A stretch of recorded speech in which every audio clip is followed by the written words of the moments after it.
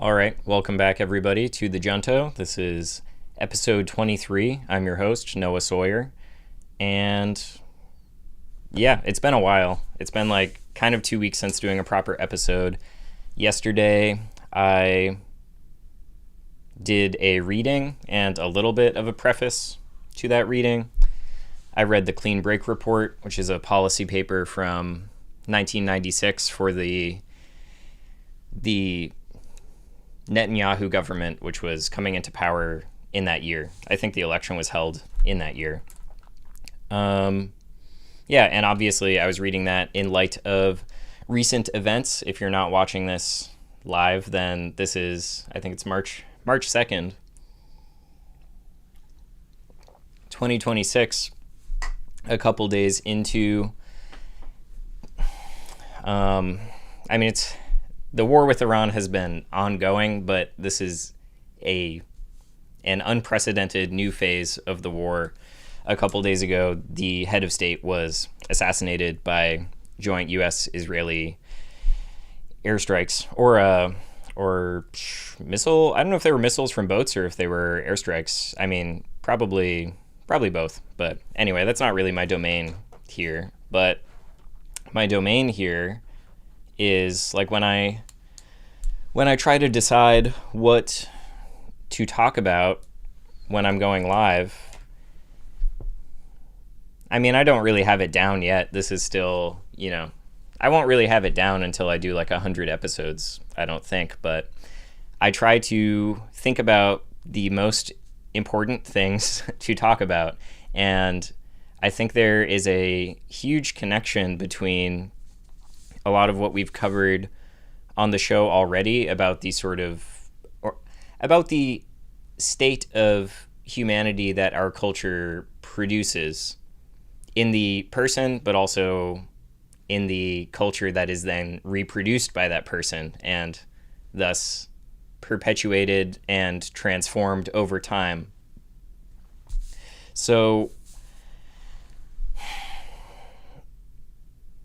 yeah, in light of these events, I mean, it's just all connected in a significant way. Like this show sort of stems from an attempt to try to reach out to people who are maybe similar to myself or are in similar straits to those that I found myself in my early 20s, where I was just pretty lost and I was suffering the consequences of being lost and confused in this world. And I wasn't confused I guess I want to be careful how I use confused, because I feel like on some level I knew very well who I was, and I maintained that sense of myself throughout my entire adulthood, but it was just sort of, it took damage under various circumstances, such as depression or extreme anxiety. And so, but there's another type of confusion where it's just like, we're in a undeniably confusing situation. Like the 21st century, we are in novel circumstances as a society, as human beings, as human people. We are in circumstances that we are not prepared to be handling, and that our culture did not prepare us to be able to adapt to it. I think the way that we are educated and brought up by our families in this society, I live in the United States, it creates people who are, especially now, kind of incapable of, they're not very adaptable to the world. Like we live in a highly constructed, convenient environment. Like we have all of our needs are met through commodities, and the sources of those commodities are abstracted away from us. So we we live off of food that we get from the grocery store, and some of that is more straightforward than others. Some of it is, apples, and you don't know where the apples come from necessarily. You certainly don't really know where they come from unless you have some sort of special connection to that company. Like you're not familiar with the farm or the hands that it passes through or the logistics and shipping and how all of that works. Like you can't visualize it, but you could be abstractly familiar with where it comes from. You could abstractly look at the sticker on the apple and see where its origin is. But that's not specific, it's not concrete, it's not sharp, it's just sort of vague. And that is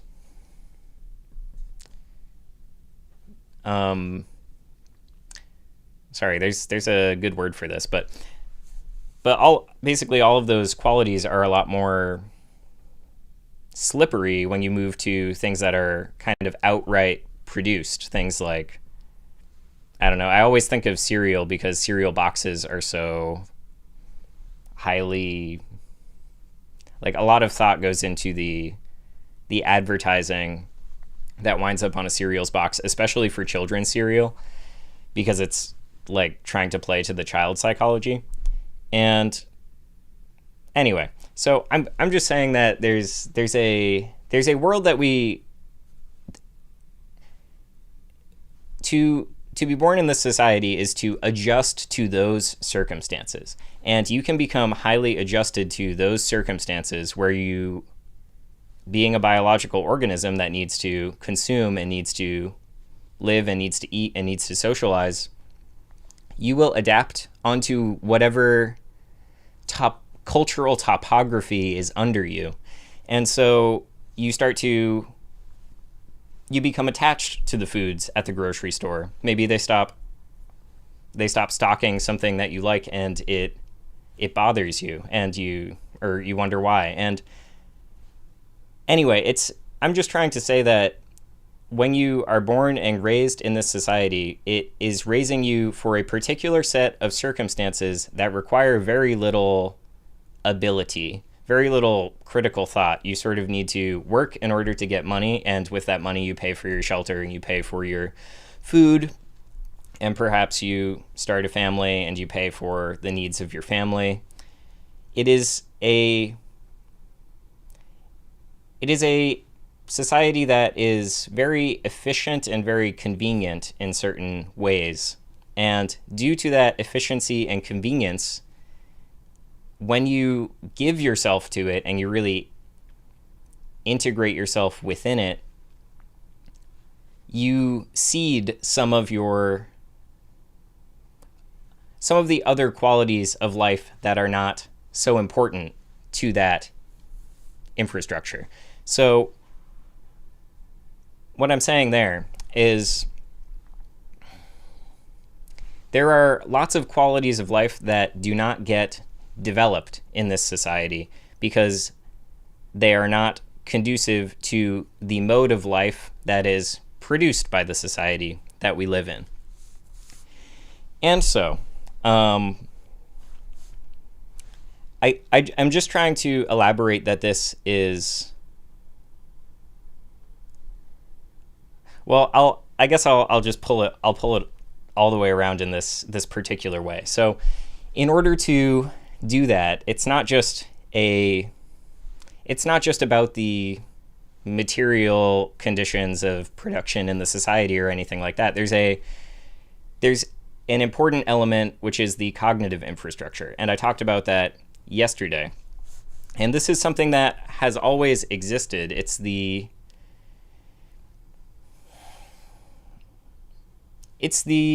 other element of, I think how I described it yesterday was, nations and countries, they have,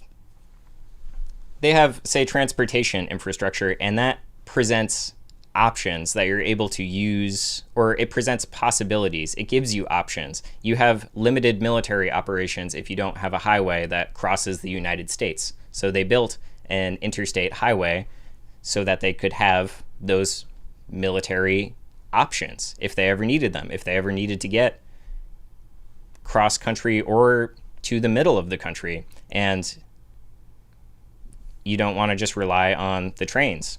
And in a way, it frees you up in a similar way to the internet once you have a fully developed interstate system, because you can sabotage a lot of train lines, but you can make paths around if you have a state highway infrastructure, even if a bridge is bombed somewhere. But anyway,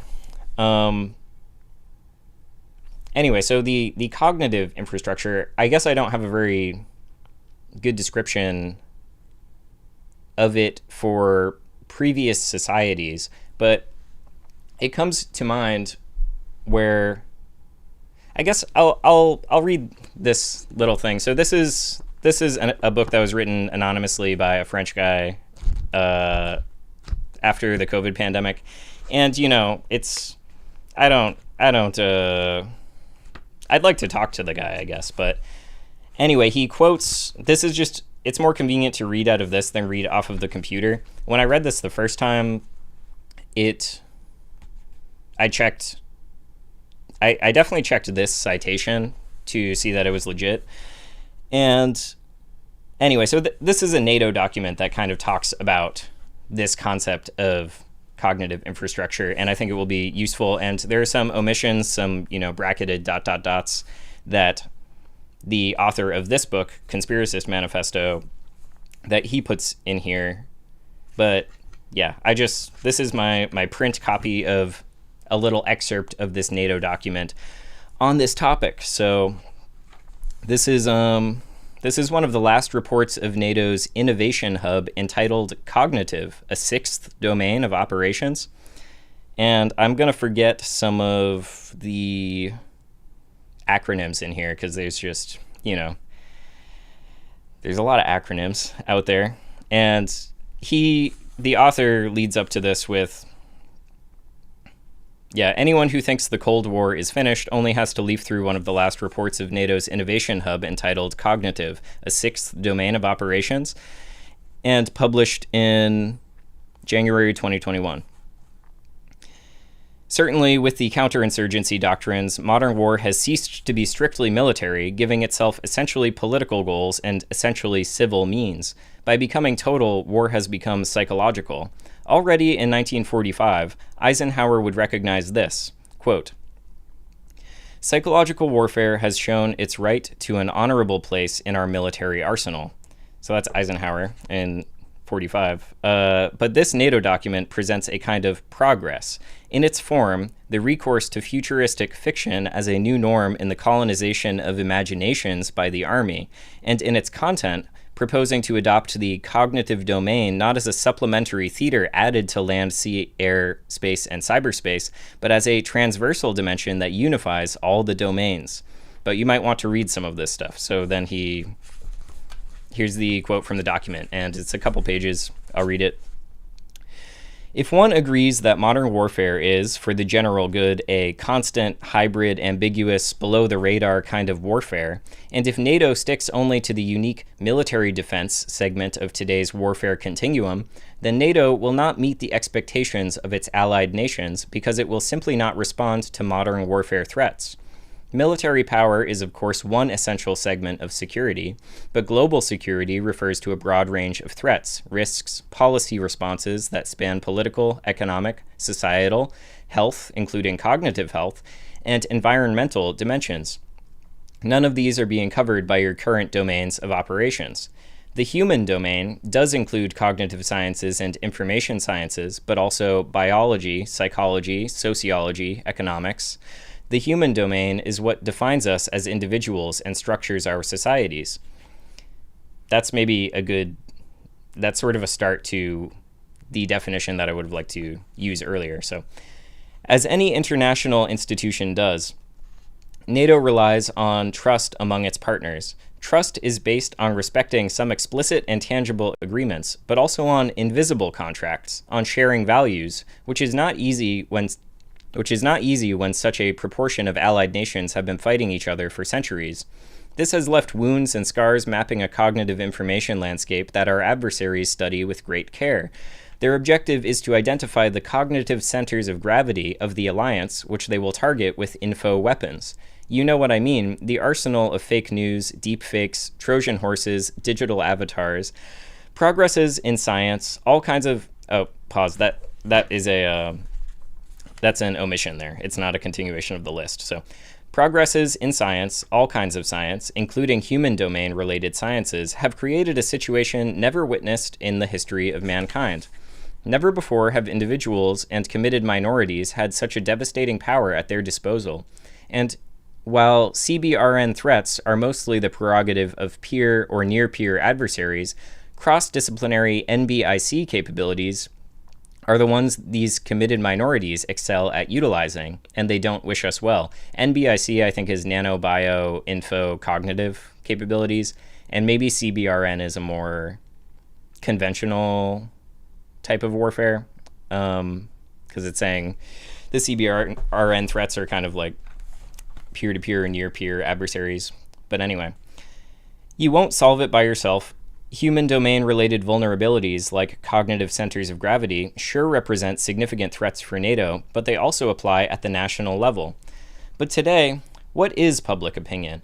How is it formed, bent, distorted? And how does one court and then win the hearts and minds of men?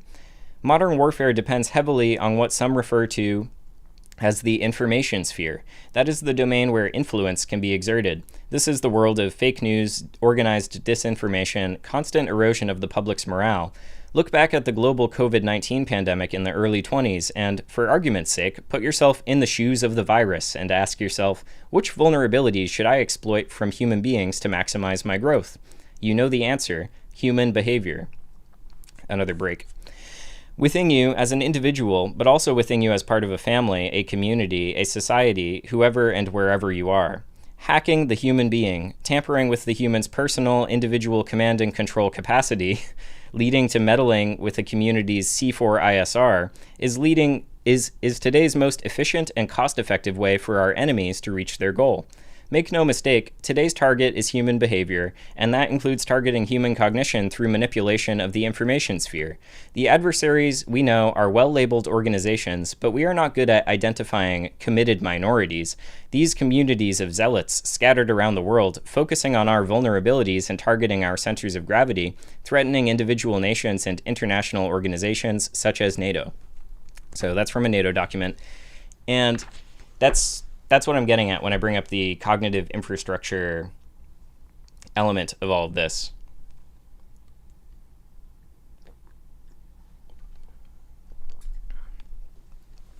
Like, I guess one thing you have to read into this is they're talking about this from a defensive perspective, and it's true. This is how not even just nations, but like corporate actors and other groups of interests on the globe, because it's not even really like we're beyond a nationalism. And anyway, like as far as a global order is concerned, it is not as simple as it was in like the 1890s or something.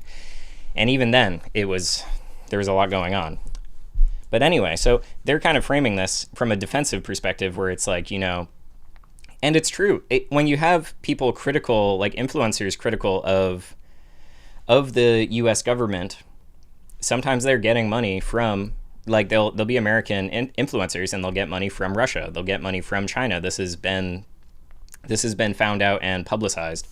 And yeah, so there are information campaigns between nations, within nations, and it's not just like the military and the civil, it is dissolved in a certain way. It is all mixed together, and it is all military, because there is the cognitive infrastructure of the United States is important to the military objectives of the United States. And I don't think that these attacks in Iran are to the benefit of the United States at all. I think it is to the benefit of Israel. But, hang on, the point I was going to make is So your options as a military leader or military decision maker in the United States, they do depend on what is presented to you by the present cognitive infrastructure. So if you can convince the population that the war is tolerable, then you're fine.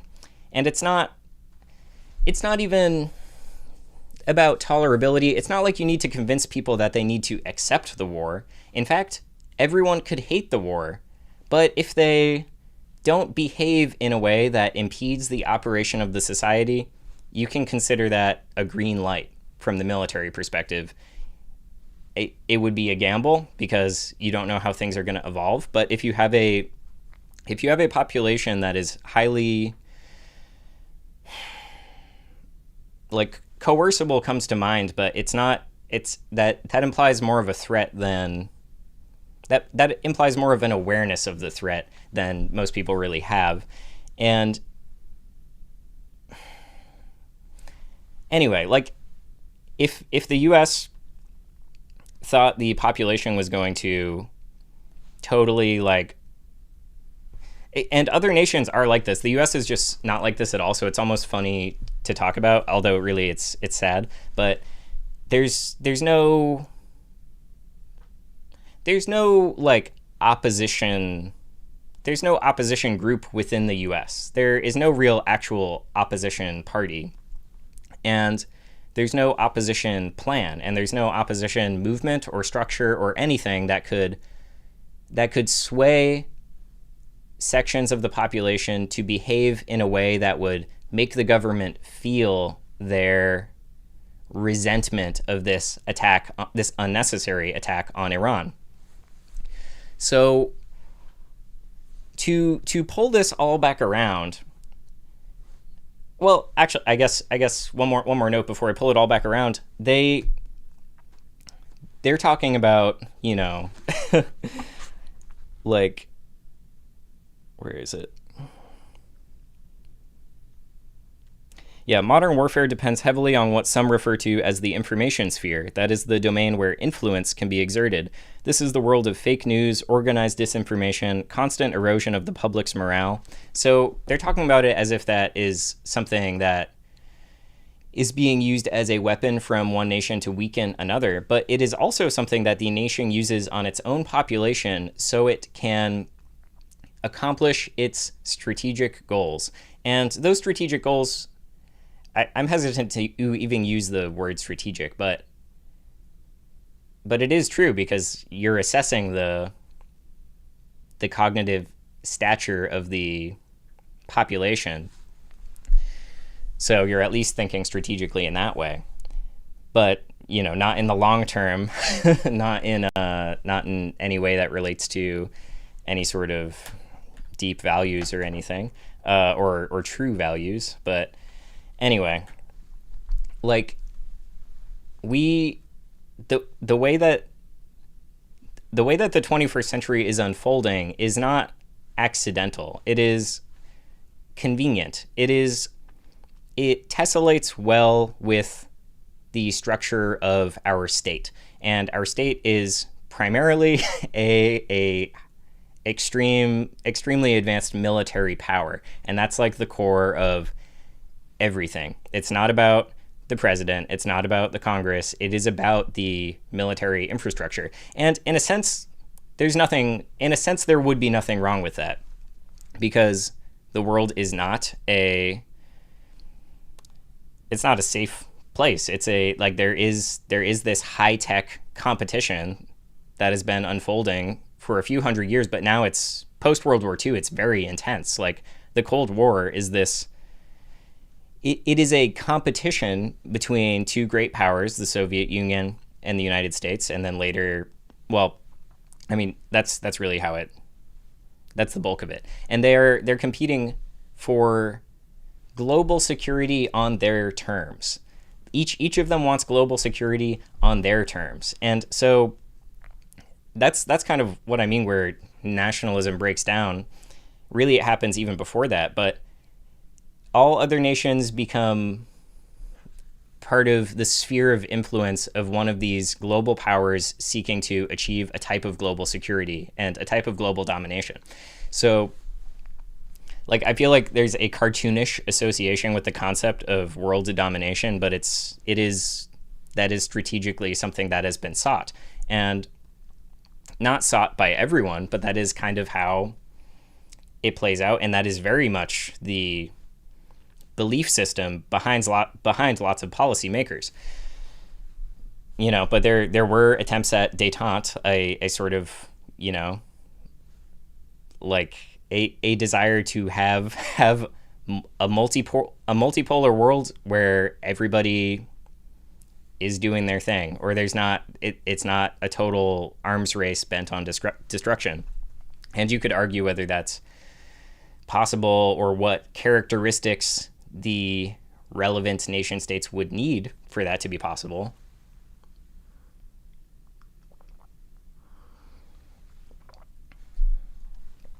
Anyway, so we're kind of coming back around here, and it's like the US population, there's different ways it could have gone. And I'm sort of starting to investigate Alexander Hamilton's economic theories and stuff, but there is one thing I've bumped into in that like American system of economics, which is it does not, it's not a slave economy. I would argue now we are pretty close to a type of slave economy where everyone is helpless. There's very little innovation. The quote unquote innovation that happens is through like moronic venture capital bullshit, instead of a sort of like, think of like the 19th century United States, where there's industrial innovation, there's a lot of scientific seeking, there's a lot of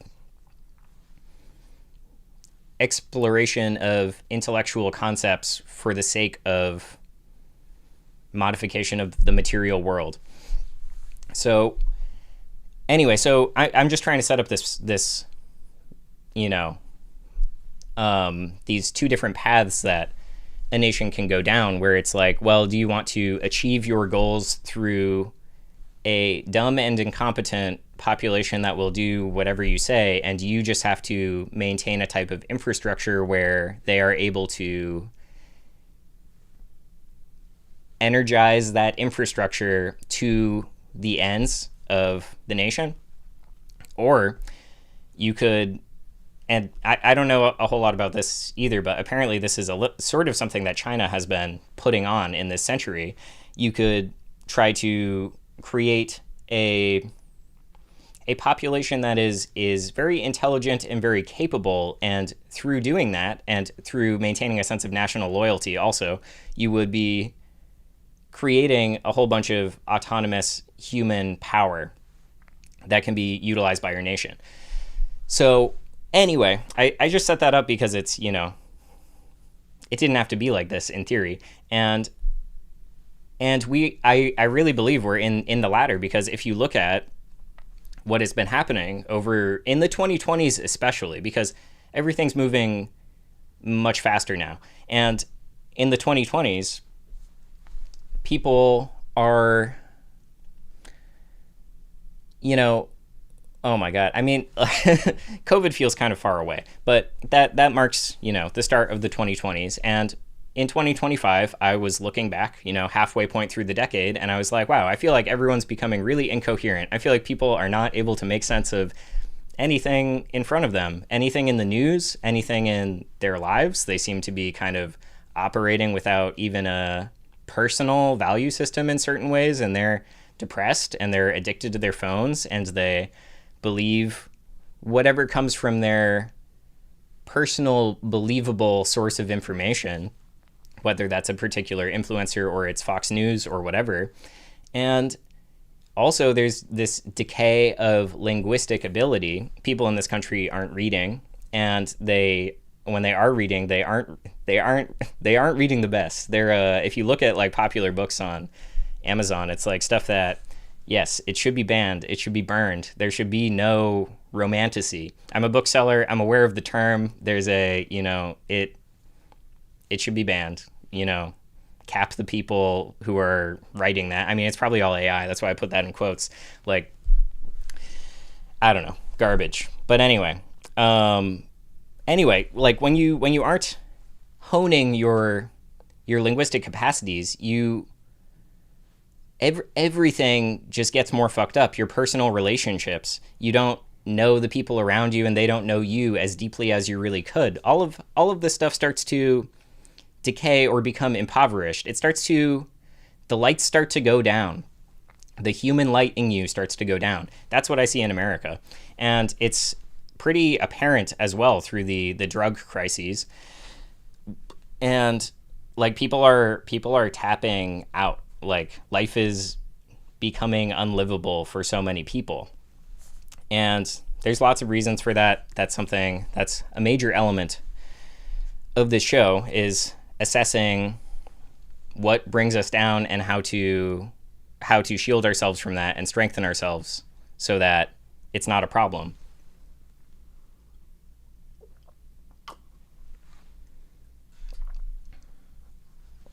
Anyway, so so I titled this thing, Why Follow Politics? And that's because I read that thing yesterday, and, well, I had two conversations with friends about sort of related things that were more or less like, it wasn't like a hostile, why are you doing this? But it was like a genuine ask, like, why do you think it's important to read that paper?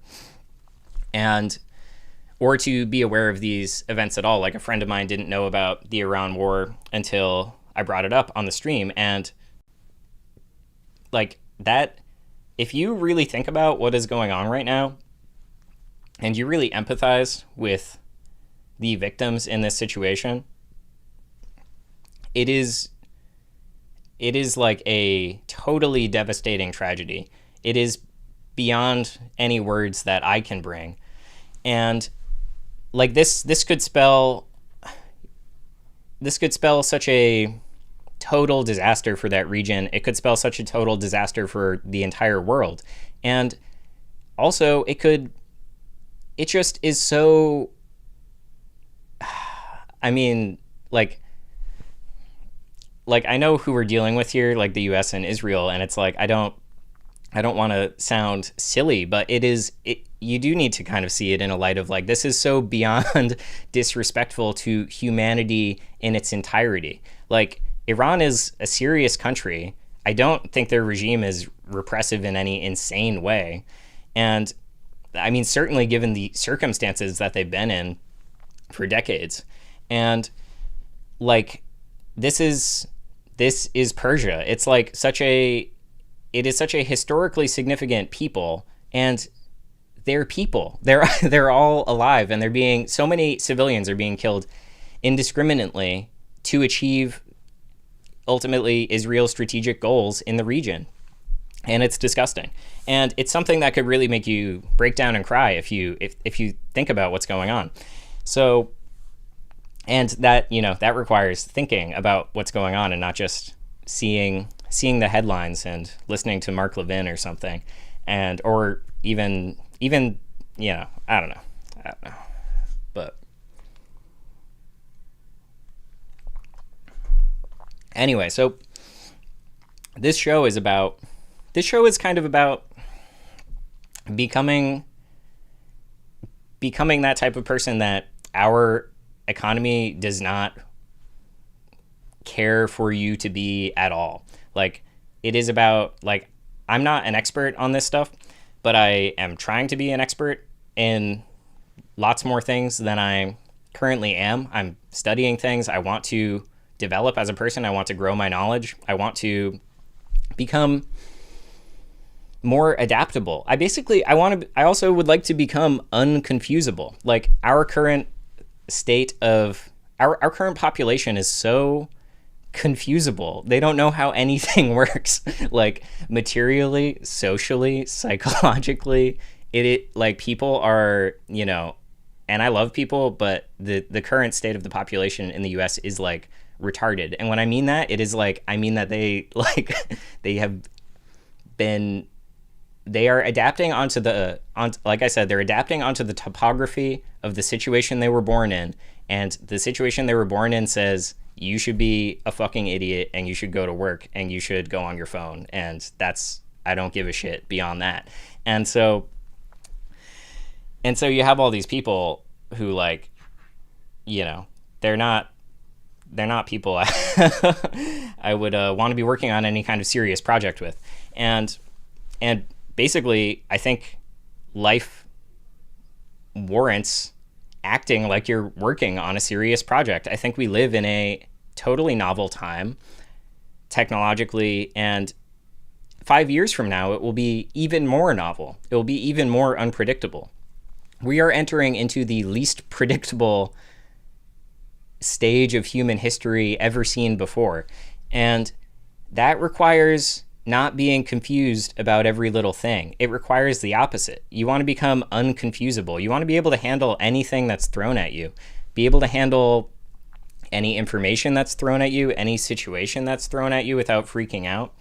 It's like, things are going to be insane in the 2030s. I totally believe that things in the US are not at, it's not the nadir right here. It's going to get worse.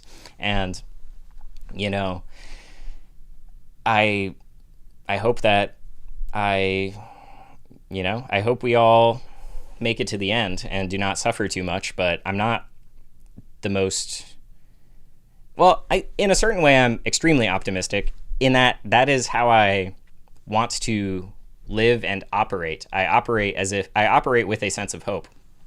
And because literally, like, the other option is like, what, you give up?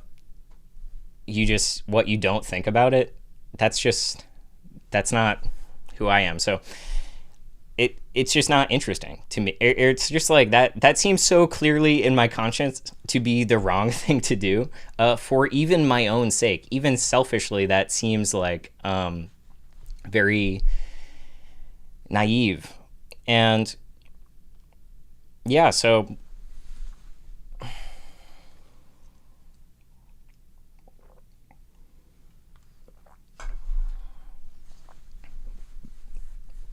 I don't feel totally like this show is about becoming a person like that, because that's just what I'm trying to do. And I literally almost killed myself, like, on various occasions. So that's the opposite. It's the opposite when you are ready to kill yourself. So I don't, and I know that there are people out there that currently are basically in that same position, or maybe are headed in that position, or maybe are abusing drugs, or maybe are just like brain rotting themselves to death, addicted to the phone, high anxiety, difficult family stress, whatever it is, difficulty coping with, maybe they are a sensitive, highly associative person, and seeing this war in Iran is just destroying them. Like, there's basically, I would like to offer my my lack of hopelessness and the means by which I came to it to other people, and that's a little bit of the point of the show. And I am,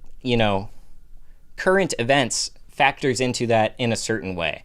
I haven't really talked about current events on the show a whole lot. I mean, I talked about the Maduro thing because it was just like, that was just crazy, technologically, like logistically, that was pulled off in the way that it was. And so that was also novel. It was, but anyway, I'm hoping to eventually be talking a little bit more about news stuff, like probably later in the year. But there's so much to cover that is on the human end of just living in this world. But this changes our world. This event, this war with Iran, it's important to reckon with, because this is, it was coming for a long time, but now it's changed. The leader's dead. Thousands of people are dead. We don't know how this is going to end. I don't really believe in, I believe in making predictions to try to sharpen your senses and everything and sharpen your abilities, but I don't believe in, like, I'm not going to make predictions on stream about something like this because I'm just not familiar enough with the material. But I do think Anyway, it's unclear what's going to happen, but it could be really horrible. It could be actually, I mean, it could be a full-on like hot war, World War III situation. Because who knows, like, I have not been following the firepower stuff at all, but, was naval power redirected from Taiwan to Iran for this? And maybe China will be like, all right, well, I'm just going to take Taiwan now. It's, I'm not predicting anything, but it's like, if you think about it for 10 seconds, you can think about some ways this might spiral. So,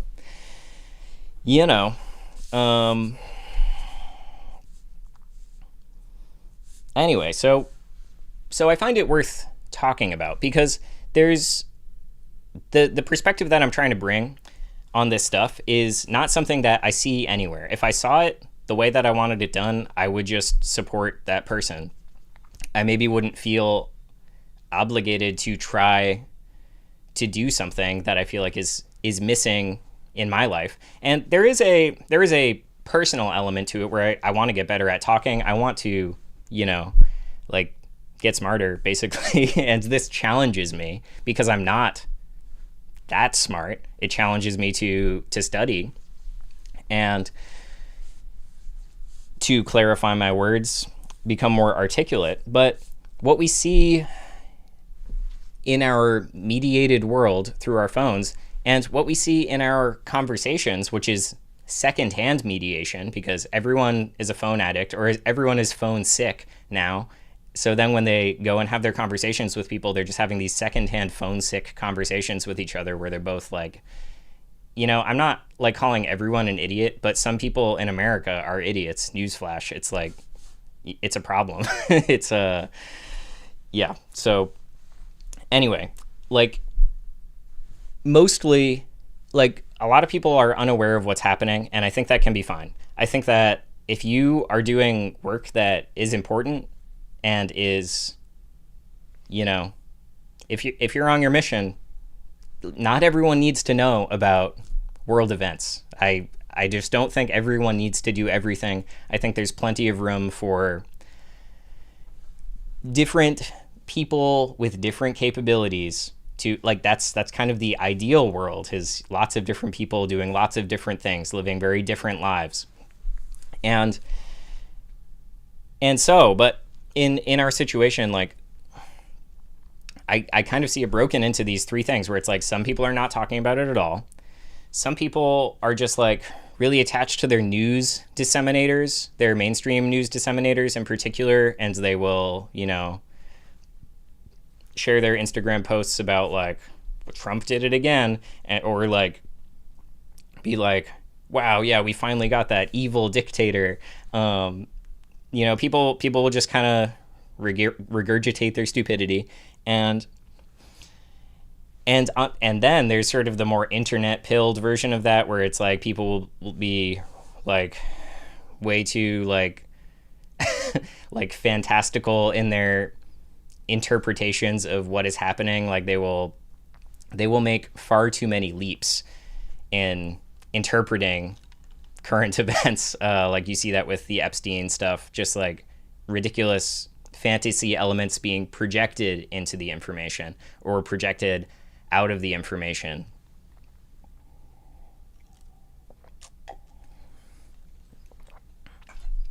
So here's what I'm trying to do is I think it is underrepresented in the media ecology of the globe right now, in the English-speaking media that I'm aware of.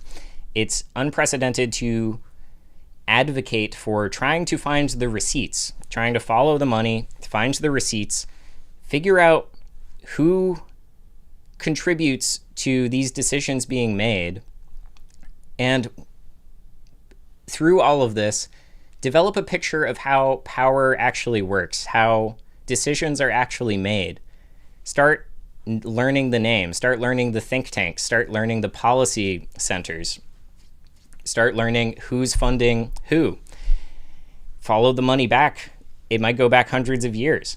There's lots of concrete information we can access through history And I think it is well worth doing so. Um, Sorry, I like the the screens on my computer just like turned off their night mode. I have to fix this. It's on in such a way where like it's on night mode all the time, but I couldn't have it be on literally all the time. So there's 1 minute where it turns off, and that minute is when I do the like it's within the range where I do the show. So I should really fix that because it looks horrible for like a minute and then it goes back. Hopefully it goes back.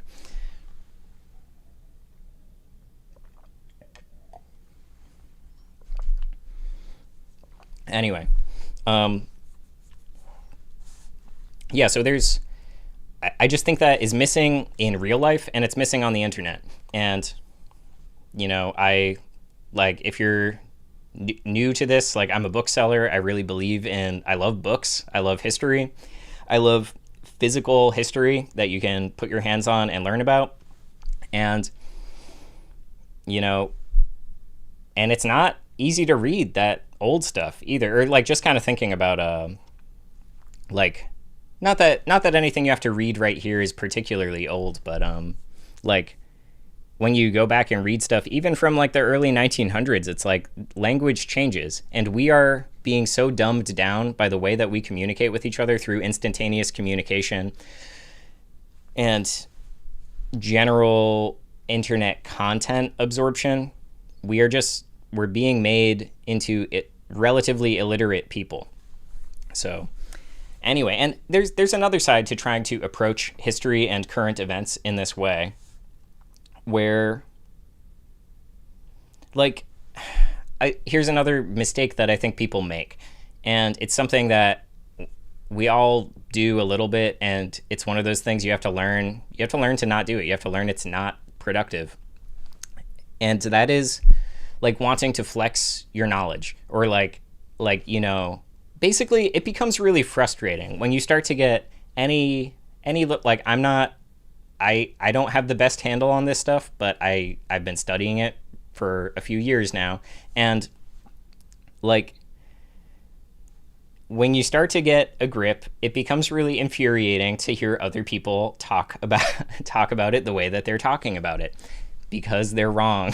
And so like there can be this desire to like flex on people sort of, and that just has to be put away. It's like you have to be in this for the truth. You have to be in this to learn and to have that knowledge be helping people in your life, because you're learning this stuff, you are living your life. It's like I'm probably never going to be making decisions that relate to what's going on in the Middle East beyond the people that I talk to in my life. And that matters for that reason of cognitive infrastructure. It's like if we can just sort of subvert and sidestep the expectations of the current regimentation that Americans receive, the media education that they receive, where they become just like gullible, confusable, bumbling, impotent, people. If we can sidestep that and actually become strong, morally upright, aware of what's going on in the world, aware of what's going on in our own psychology, so that we're not falling victim to like wanting to cuss someone out when they say something. Like, no, you can be better than that, and you can learn that that's maybe your proclivity, and you can heal from that, and you can strengthen yourself against that, and you can stay on your straight path, walk toward your goal, which is really the top of a mountain. It's not like across the room. So yeah, and you see that stuff just all over the place. You see it with like, I don't know, you see this at the global stage, but you also see it in your personal life. You see people sabotaging themselves because they just don't have the control. And it's not, when I say control, sometimes I hesitate when I think about psychological drives and everything, because I do believe it shouldn't be totally about like repression or domination of all of the drives within you. I think there more is this harmony that you can come into with the drives in your being. And And yet it does require control and discipline to get into that state. And then that state begets a deeper type of control and discipline. But it's not really like a thick-skulled kind of like, you know, threatening all the parts of yourself into submission. Although that has its place that has its tactical place in the overall war of overcoming your weaknesses psychologically. Anyway,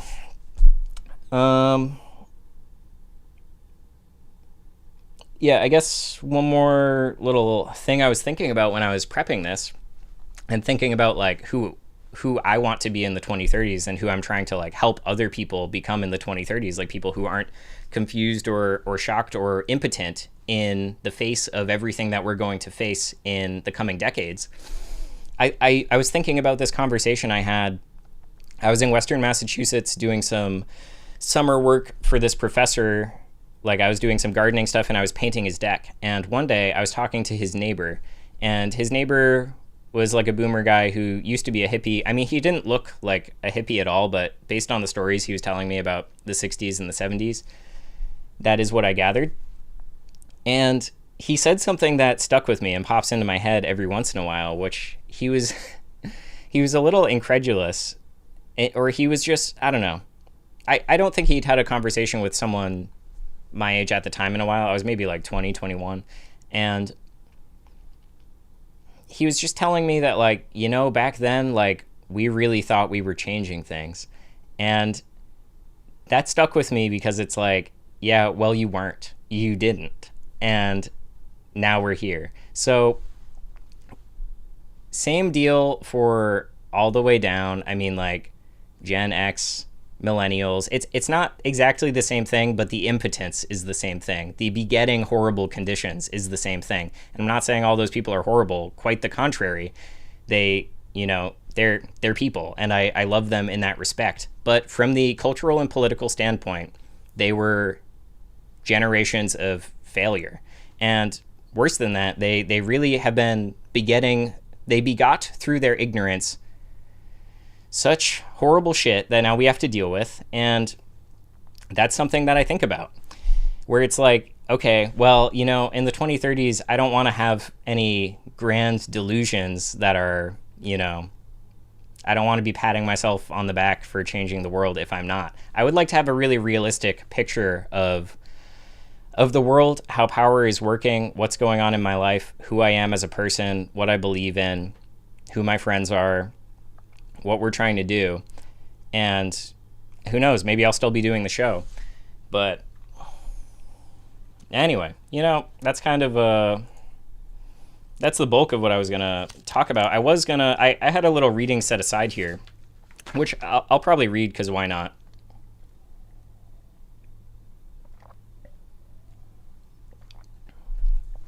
But let me just take a look at the chat real quick. I probably won't. I mean, I'm not going to read all of it, but... Okay, CBRN is chemical, biological, radiological, and nuclear materials. Yeah, so more conventional warfare. Awesome. Appreciate you. New guy in the chat who I've never met. I appreciate that you're watching and chiming in. And... all right, I just can't... I can't read all of that. But... so the thing I'm going to read, and, you know, tap out if you feel like it. Although, before you tap out, subscribe, hit the bell, like the video, share this with your friends.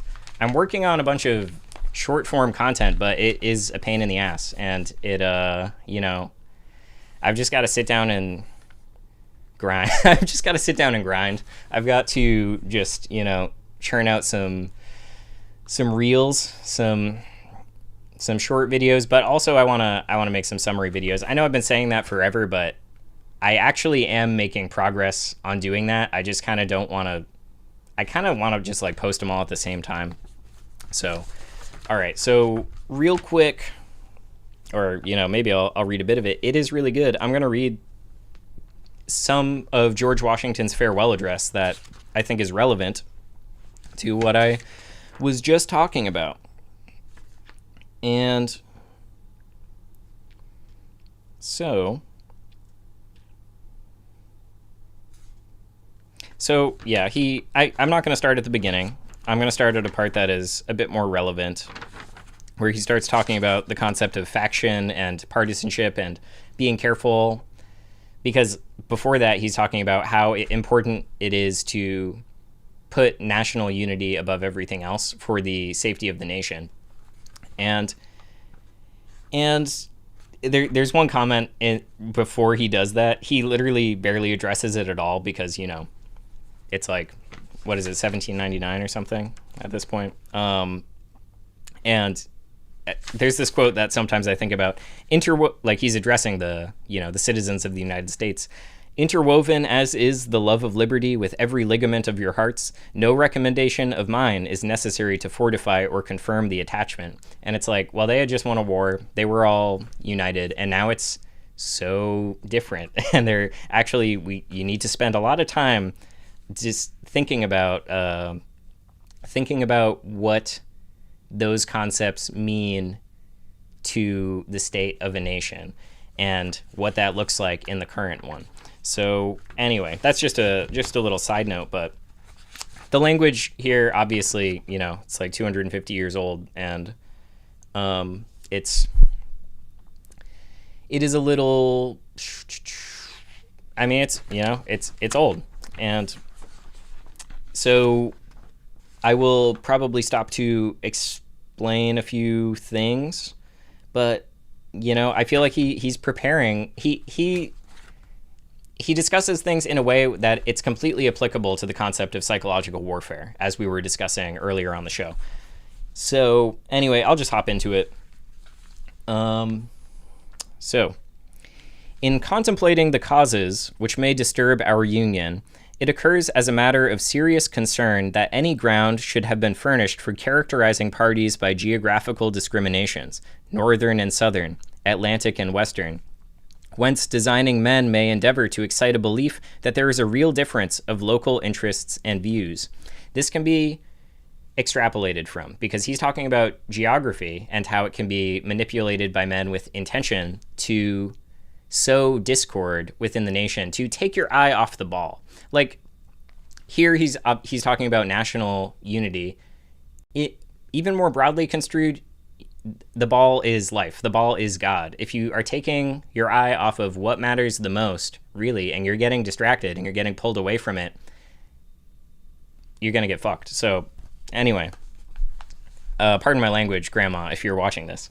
And so one of the expedients of party, so talking about party, faction, one of the expedients of party to acquire influence within particular districts is to misrepresent the opinions and aims of other districts. You cannot shield yourselves too much against the jealousies and heartburnings which spring from these misrepresentations. This is so relevant to partisanship now. There's so much misrepresentation. There's so much characterization of individuals who are fellow citizens in the nation as something so much more monstrous than what they really are. It's all distorting. It is all taking you away from reality. The show is about sharpening your perception of reality, getting really concrete about what's real. And if you become ungrounded, you can be spun any which way. So, they tend to render alien to each other those who ought to be bound together by fraternal affection. That goes for all human beings as well. The inhabitants of our Western country have lately had a useful lesson on this head. Well, I'll skip this part. It's just about a treaty. And, all right. So, to the efficacy and permanency of your union, a government for the whole is indispensable.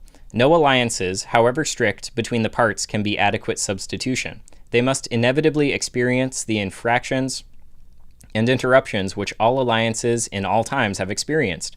Sensible of this momentous truth, you have improved upon your first essay by the adoption of a constitution of government better calculated than your former for an intimate union and for the efficacious management of your common concerns. That's about the Articles of Confederation, I assume. So, this government, the offspring of our own choice, uninfluenced and unawed, adopted upon full investigation and mature deliberation, completely free in its principles, in the distribution of its powers, uniting security with energy, and containing within itself a provision for its own amendment, has a just claim to your confidence and your support. Respect for its authority, compliance with its laws, acquiescence in its measures are duties enjoined by the fundamental maxims of true liberty. The basis of our political systems is the right of the people to make and to alter their constitutions of government. But the Constitution, which at any time exists, until changed by an explicit and authentic act of the whole people, is sacredly obligatory upon all. The very idea of the power and the right of the people to establish government presupposes the duty of every individual to obey the established government. And there you can start thinking about, well, what is the history of the past 225 years of the United States?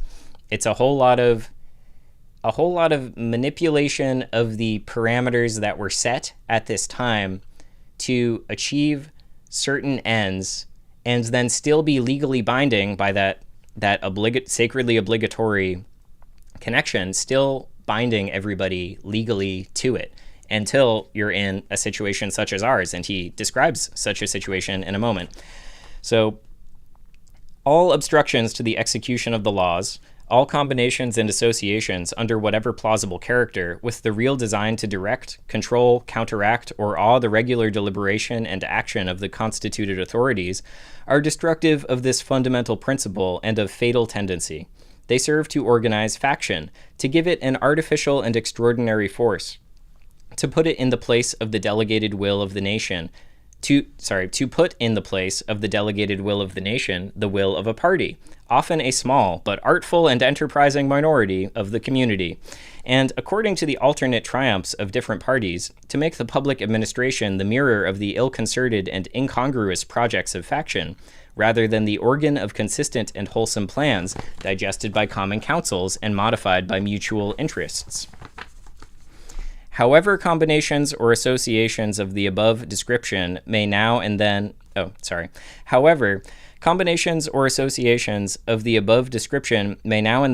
popular ends. Oh, I read it right the first time. Apologies. All right, I'll do it in one go.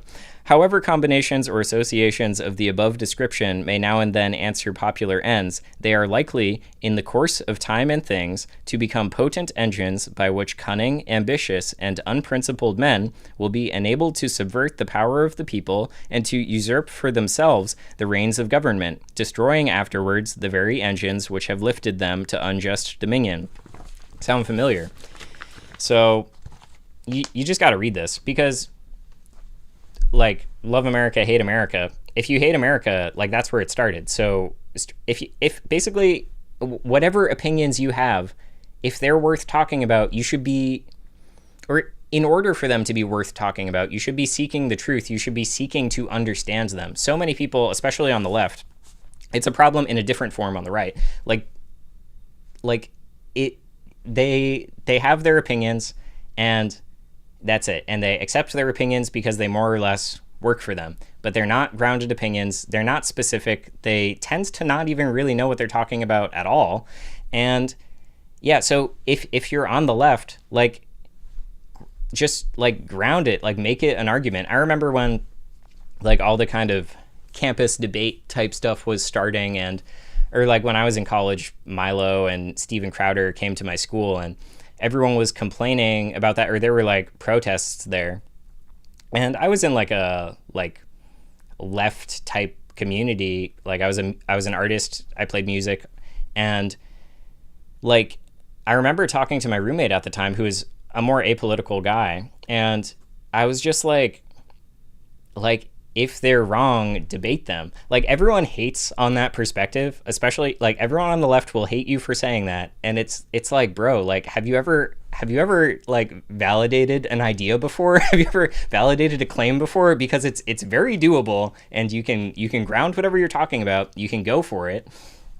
And it's they act like that is impossible. And then the other argument's you're platforming it. And it's dog. Anyway, I mean, don't argue with everyone. And so, yeah. Well, someone in the chat says, we could use some of their hippie optimism at least, though, right about now. And hey, I'm an optimist. I'm trying to bring it. And yeah, but you can't have the all the other things that failed about the counterculture movement. And I mean, it's worth paying attention to all that stuff. And there was a lot going on back then. I mean, there's the Black Panthers. There's, like, that should be studied too. I'm not saying anything about what to put your eyes on specifically in history, because I think there's a lot that we all have to make sense of. And the concept of the Junto is a whole bunch of different types of acquaintances really coming together to work toward mutual improvement and work toward understanding and ask questions in,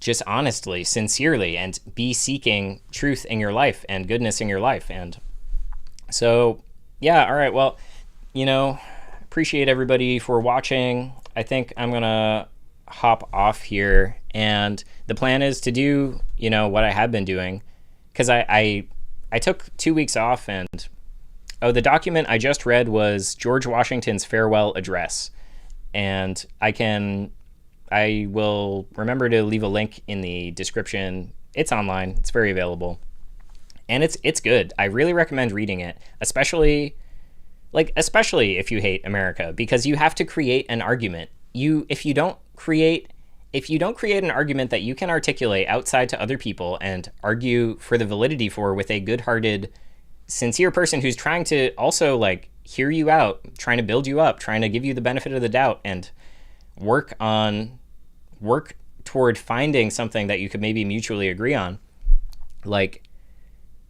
it's a great first step. To think about the trajectory that the country has gone down. And I mean, it goes for all kinds of opinions about everything. I really think people should be voicing their disagreements with each other and pressing on each other's opinions. People should be pushing each other and trying to be like, why do you believe that? And it shouldn't, it doesn't have to be hostile.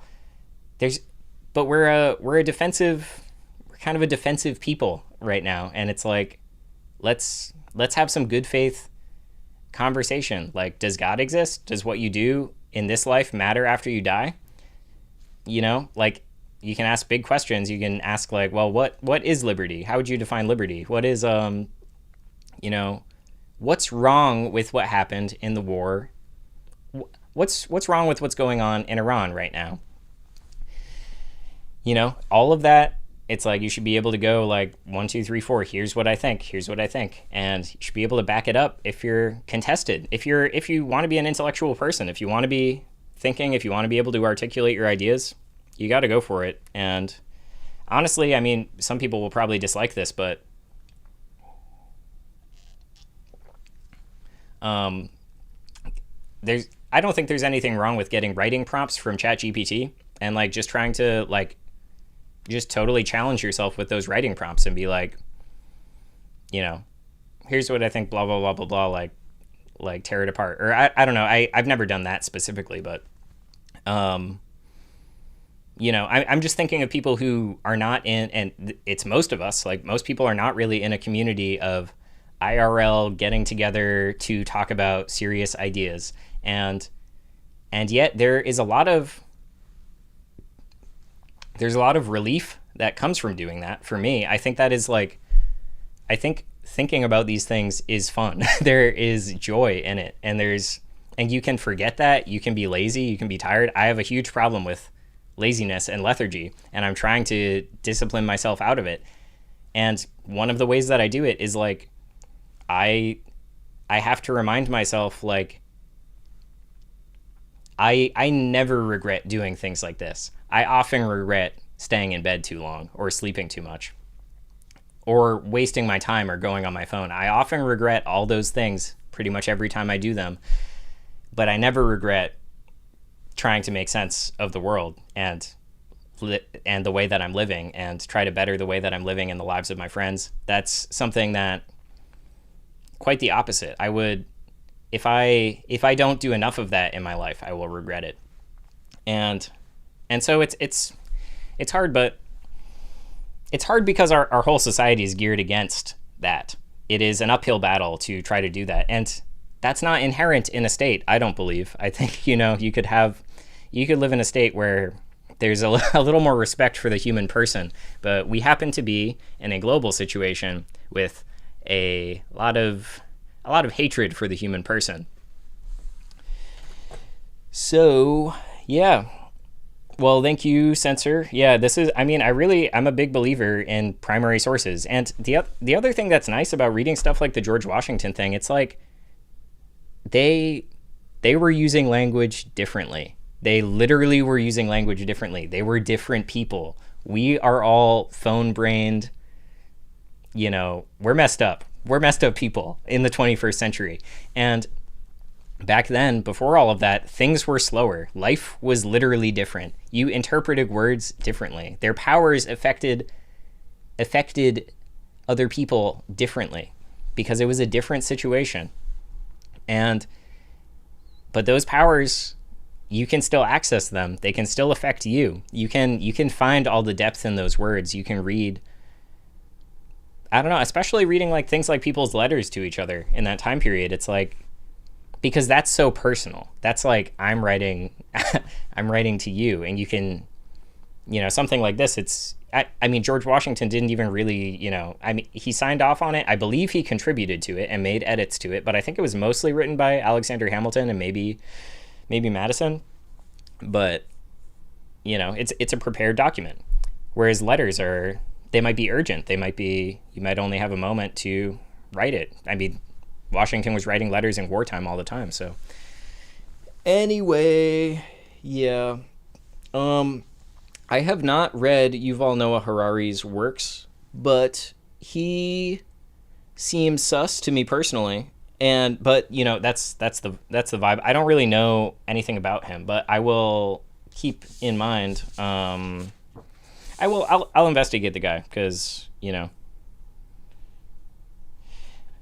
it, whether you like people or dislike them, there's a lot of investigation worth doing and sense worth making. So,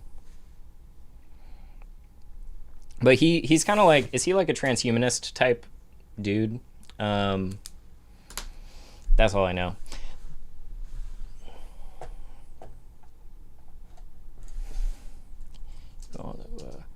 I guess there's also an element of like, I'll pull him up.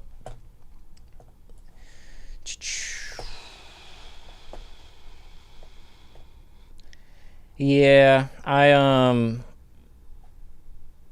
maybe we'll do a breakdown on this guy at some point, because there's a lot of these individuals, I just am not trusting them. And I would be happy to talk more about why, but I do kind of have to hop off the stream in a minute here because I gotta head somewhere for something tomorrow. But yeah, well, I mean, the main reason I'm familiar with this guy at all is because I sell books, and I stumble upon lots of books in doing that. And yeah, let's see, right. Oh yeah, Sapiens is something I see out in the world.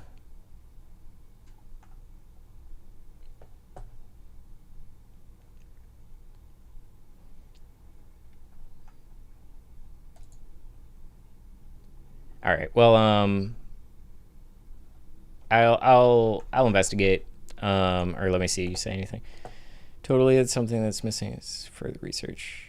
Oh yeah, absolutely. Yeah. Well, yeah, I'll check it out because I appreciate you checking this stuff out, and I do. I get a bad vibe from this guy. I'm not going to sugarcoat it, but until I do a little bit of a search, I'm not going to comment on something I'm not really familiar with.